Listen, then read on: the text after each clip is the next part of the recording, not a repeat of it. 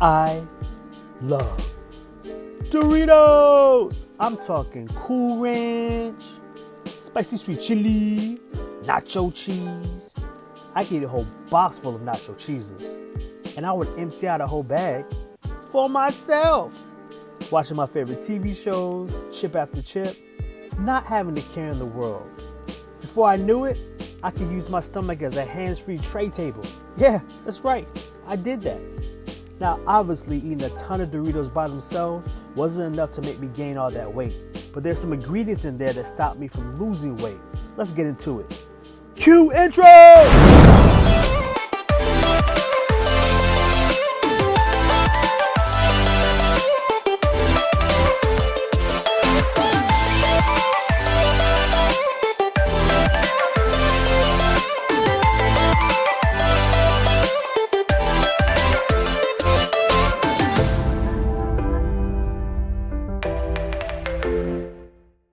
Doritos was my food bae, and since we spent so much time together, it was time for me to figure out exactly what's inside of them. So I flipped the bag over and took a look at the ingredients.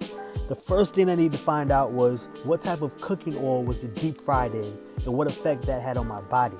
So I binge watched hours of health food channels like Bobby from FLAVCITY, where he talks about the good and bad ingredients inside foods and what they do to your body. This was a game changer for my weight loss. I highly recommend you subscribe to his channel. Now, as far as those cooking oils and what they do to your body, he can explain it to you better than I can.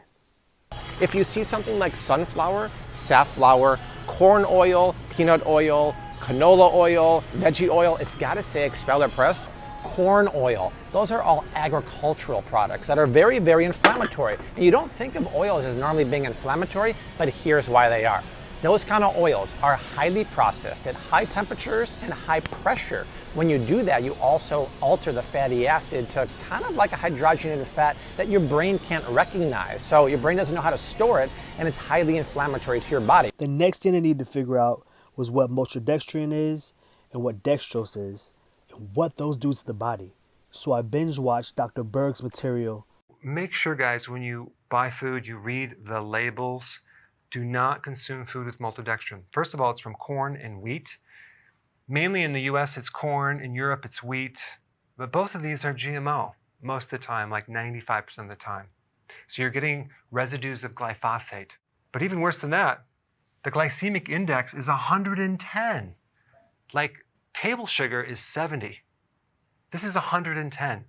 I don't know of anything that's actually more than that. So you're consuming this sugar that will spike your blood sugars so much compared to any other foods. Number two, dextrose. Dextrose has a glycemic index of 100. It's a synthetic sugar. These cheesy chips start out as cooked yellow corn. Corn is a simple carbohydrate high in sugar, and it's inflammatory. The corn is cooked for a couple of reasons. One, to soften the husk that's on the corn. And then second, to also have the corn absorb some moisture so that we can make the mazo, or the dough that we use to make the Dorito. The heat from the oven actually pulls moisture out of each pliable chip and prepares them for a deep fried dip. Once they hit the 300-degree corn oil,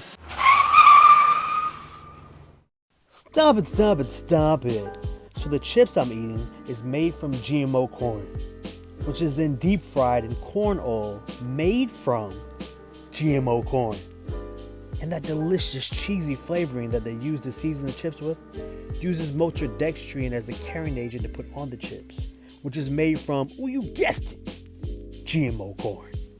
That's a triple-decker dose of GMO corn. I mean, at this point, you might as well take that Ready Roundup pesticide spray and just spray it in my mouth. Yeah, like a water hose, just spray it in my mouth. I mean, what are we doing? Relax. Look, I know you don't want to hear it, but there's a nutritious and delicious alternative I know you're going to love. These nacho chips taste so delicious. I highly recommend Siete grain-free tortilla chips made with 100% avocado oil.